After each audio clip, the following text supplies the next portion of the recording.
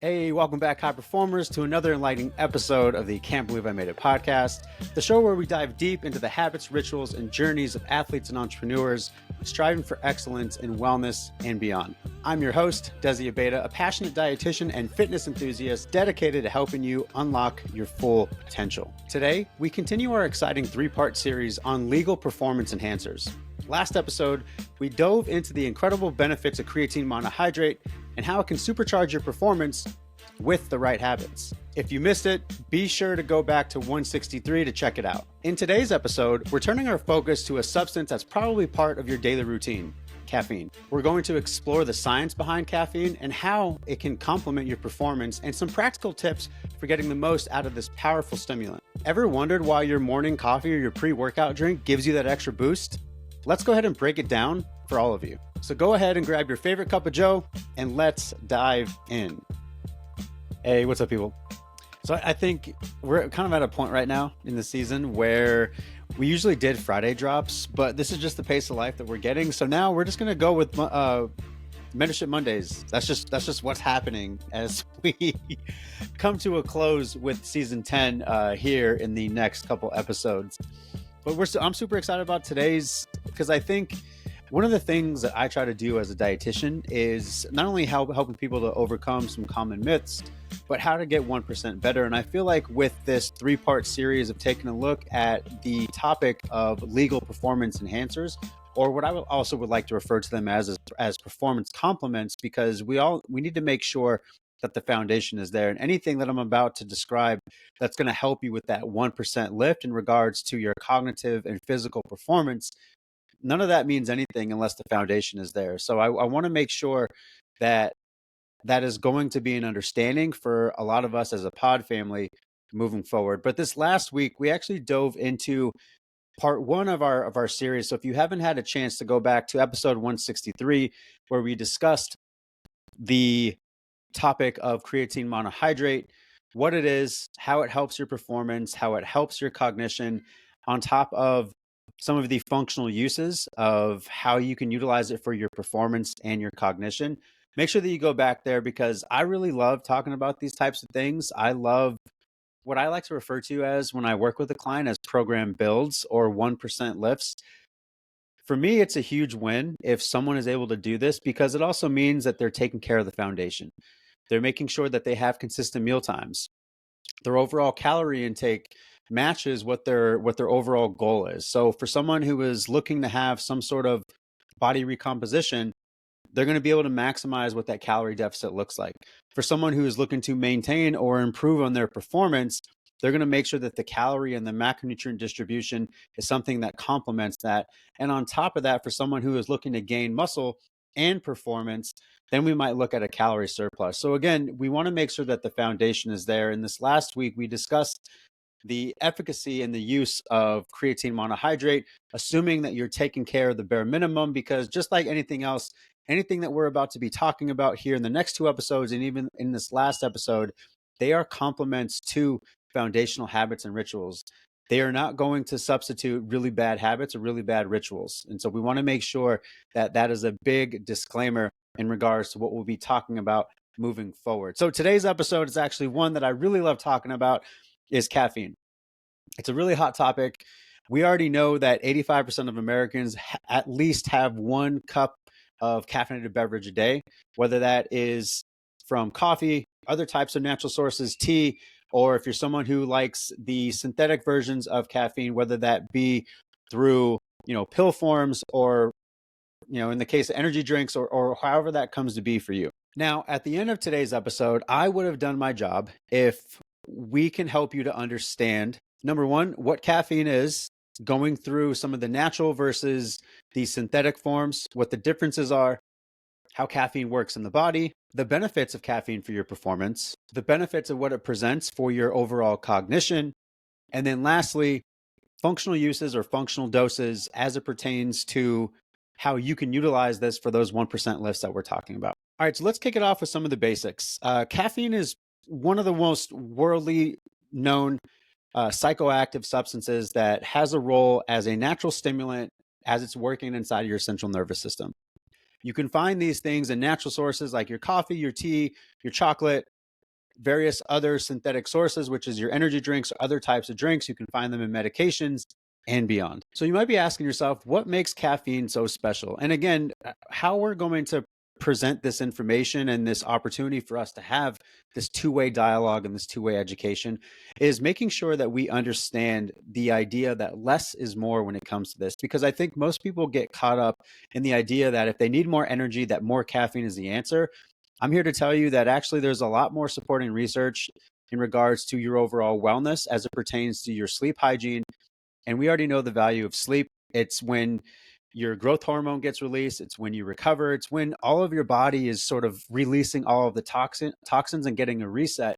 Anything that's going to impact your sleep is obviously going to not only boost your injury risk, but it's also going to play a massive impact on how you eat, your hunger cues, and then beyond. So if we look at the science of caffeine, caffeine is going to do a couple things in the body. And because you already know that I really love analogies when it comes to teaching you, let me go ahead and paint this picture for you. So all of us have played musical chairs, right? And so if you can visualize yourself playing musical chairs, this is the body's interaction of what's happening on a day-to-day basis, because there are such things called your adenosine and then your adenosine receptors. So let's say you're visualizing a game of musical chairs going. So the people are going to be adenosine and the adenosine receptors are going to be the chairs. So obviously, as you visualize, you hear the music going and at some point the music stops and everyone sits down and the person that doesn't get a chair gets kicked out, right?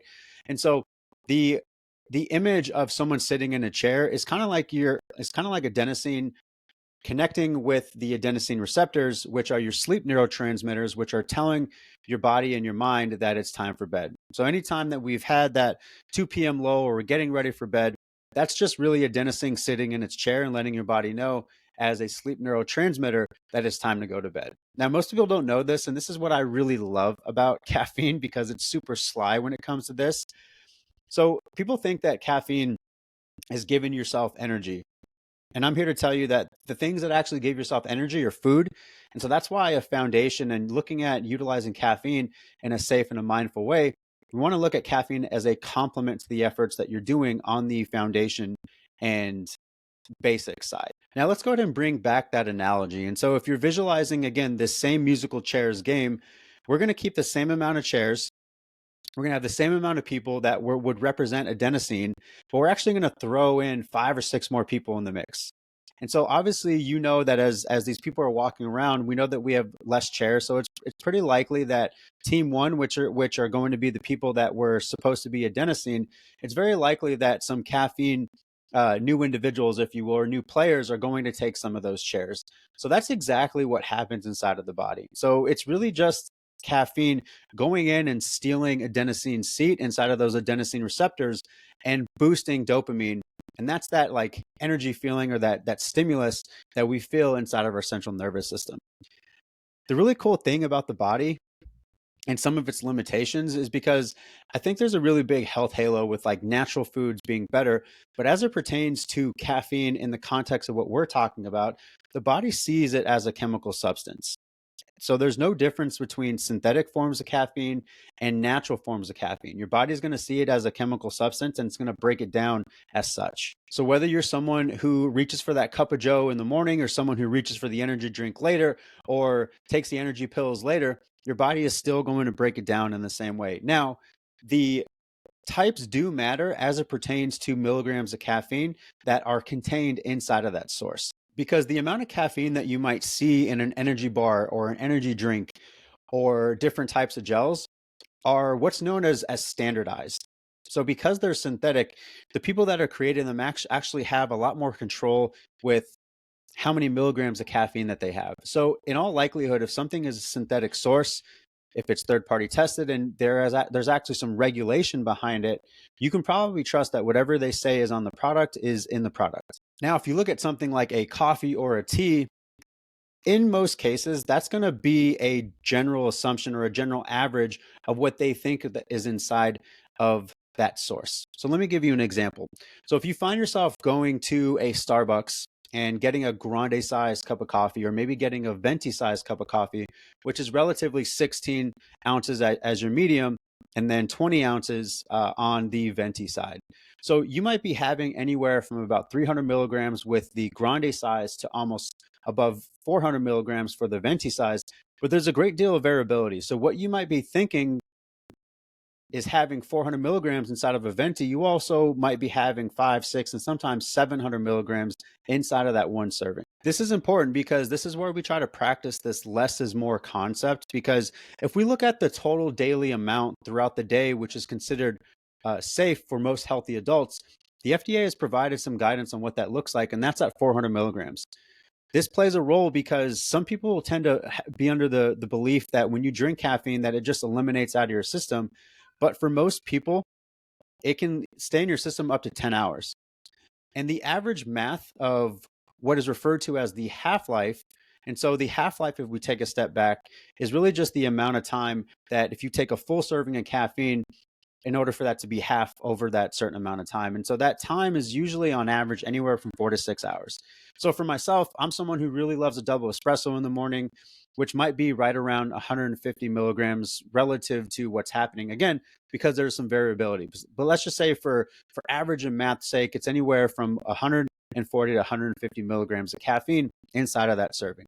So if I have that at a 6 p.m., over a 4 to 6 hour span, that 150 is going to be 75 over that span.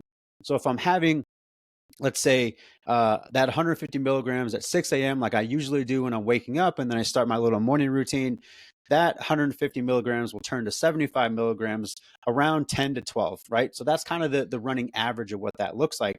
This plays a really big role because even outside of caffeinated beverages, you might find that medications like your pain medications, those still have around 65 milligrams of caffeine. For anyone who takes a Midol during some of their cycles, that's 60 milligrams. So like you can see how things that contain caffeine are going to stack up throughout the day. And because in some, it's going to stay in your system up to 10 hours, this is why not only just timing is going to play a really big role, but mindful consumption of caffeine plays a big role too, if we don't want that stemming into our overall sleep hygiene. And I tend to find this a lot as I'm having conversations with clients and some of our listeners here, and really just being a dietitian in the space, is most people don't really have a good idea of how much caffeine they're consuming throughout the day, because most people might also be caught up in that cycle of overconsumption throughout the day, and then also finding that they're not getting sleep quality. And then just becomes a vicious cycle of, well, I'm not sleeping well and I have low energy. And because I have low energy, I'm under the mindset that more energy is better, instead of thinking back and saying, okay, well, maybe I need to readjust not only just my caffeine intake, I need to readjust my habits around the day so that I can actually facilitate some sort of balance with some of those natural moments where our body needs to shut down and our body needs to wake up inside of our circadian rhythm. And this is where I think portions can play a really big role into how you utilize caffeine for your overall performance and also your mental performance. But we go back to portions. So I mentioned earlier that the safe moderate amount, and this comes from the FDA, like this is more or less the standard, if you will, standard of practice. And so that 400 milligram mark throughout the day is considered for most healthy adults that safe amount. Now, if we take a step down and say, okay, well, what is considered the safe single serving? That's at 200 milligrams. And now that we have a picture of what safe amounts look like throughout the day, and this is where I think we can tap into like, okay, from the standpoint of usage, what does the science and performance experts say about when and how much caffeine I should be consuming as it pertains to my individual goals? And I'm also here to tell you that there's actually a lot of nuance when it comes to this. And so on my end, I'm going to tell you about what some of the science says. But at the end of the day, I want you to feel empowered to test this out for yourself and make sure that any sort of caffeine use is complemented with the right habits. Because you can't out supplement really bad habits in the same way that in this part, from an aid perspective, you can't out aid really bad habits. We want to make sure that your foundation of calorie consumption, macronutrient distribution, you're sleeping, you're exercising, you're doing all the things that you should be in order for this to be considered a 1% lift, if you will. Now, if we look at physical performance, and this is something that a lot of you have likely tested out before, is as you're getting yourself ready for a workout, caffeine stimulus is going to happen anywhere from about 15 to 45 minutes, and it's going to hit its peak blood concentration within 1 to 2 hours. which from a timing perspective might work out great if you're getting yourself ready for a workout or a competition. But I'm also here to tell you that if you're engaged in some sort of competition, you haven't tested out caffeine as an aid, as an ergogenic aid for yourself, I would tell you to start with your training schedule. I would tell you to test it out and to see if it works for you. Because if we look at utilizing caffeine as an aid in your performance, there is a formula that you can use. And so a lot of sports dietitians will use this. And so the formula is generally anywhere from 2 to 6 milligrams per kilogram of body weight, which if we wanted to do that math real quick, so I'm 180 pounds. Let's go ahead and do the math together right now. I'm 180 pounds. I'm going to go ahead and convert that to kilograms. So 180 divided by 2.2, which is more or less 81.8 kilos. So I'm just going to go ahead and say 82. Let's just go ahead and round up. So if we wanted to take, and this is where I tell people to start, like we want to start with the less is more. So instead of going to the maximum amount at 6 milligrams, I'm actually going to start at 2 milligrams, because in most cases, if you can start right around that 100 range and see if it works out for you and see how you feel, like that's where I would tell people to start inside of that less is more concept. Because once again, caffeine can stay up in your system up for up to 10 hours in some people and some athletes. And so we want to keep those things in mind. So going back to this calculation, so if I'm at 82 kilograms, I'm going to go ahead and say, okay, let's take the lower end. So 82 times 2. So I would be seeing a performance benefit more or less of 164 milligrams. So let's go ahead and dial that down and say at 160 milligrams, I might see a benefit. But I'm going to go ahead and take a step further and say, you know what, like let's go ahead and start less and see how I feel. And that's where I start people helping athletes and people that I'm working with to understand, like, let's go ahead and start with less is more. Let's start right around 100 and see how you feel. Now, I also know that there's been some benefit to what's going on with mental performance, and we've probably have heard caffeine in a couple different ways, but one of the things that we tend to hear about caffeine, it's also considered a nootropic, right? So some type of formulation or functional ingredient that's going to help the brain. That's just a fancy way of the word nootropic is just a fancy way of saying things that help your brain. So caffeine is actually one of those stimulants and one of those psychoactive substances that does help the brain because of what it's doing inside of that central nervous system. So I talked a little bit about adenosine, the adenosine receptors, and caffeine. And so all of that is happening inside of that system. And so when we look at that measure of that alert feeling, like the reason why we reach for a coffee or some type of caffeinated beverage is because of the work that it's doing inside of the central nervous system, much where reaction timing, decision making, and other things around your cognition live.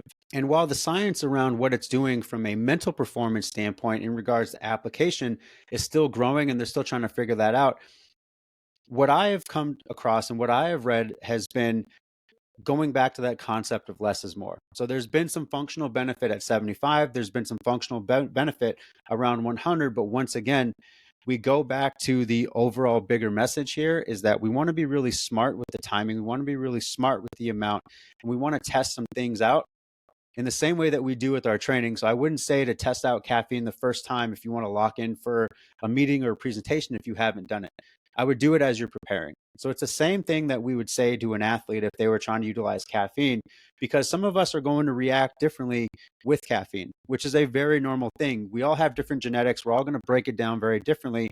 Some of us might need a little bit more than others. Some of us might need a little bit less because we have a faster acute response. So there's a lot that goes into it in regards to preaching nuance around this topic. And if you're taking care of the foundation in the way that we have been talking about, you can actually use this as a complement to your mental performance and your physical performance. Now, before we close up, there's obviously some potential downsides to this. And so if we're trying to lead with this less is more concept, obviously, if we look at overconsumption, it's going to lead to some jitters, going to lead to some anxiety, some insomnia. And for any of us who have some pre-existing medical conditions, 100%, we need to be talking to our care team around, is caffeine something for me that is not only safe for consumption, but something that I can do safely, and an opportunity to have these conversations with your care team so that you can get those questions answered and you can have a two-way dialogue about the use.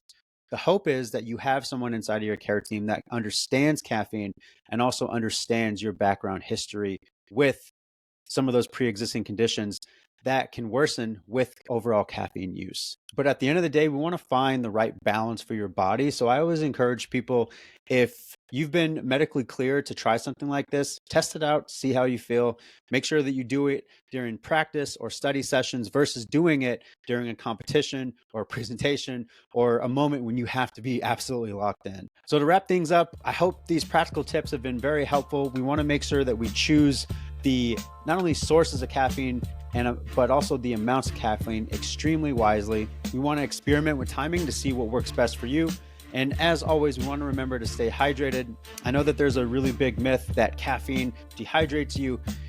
Even moderate amounts up to 6 to 7 cups a day of coffee have been shown to be much more hydrating than dehydrating. But again, we want to make sure that you stay hydrated throughout the process, which is one of our foundational things that we've constantly talked about. But that's it for today's episode on the benefits of caffeine. Next week, we'll be diving into the benefits of carbohydrates. We're doing this inside of our 3 C's with these legal performance enhancers because we can't not be talking about performance without talking about carbohydrates. I'll catch you guys on the next one. Peace.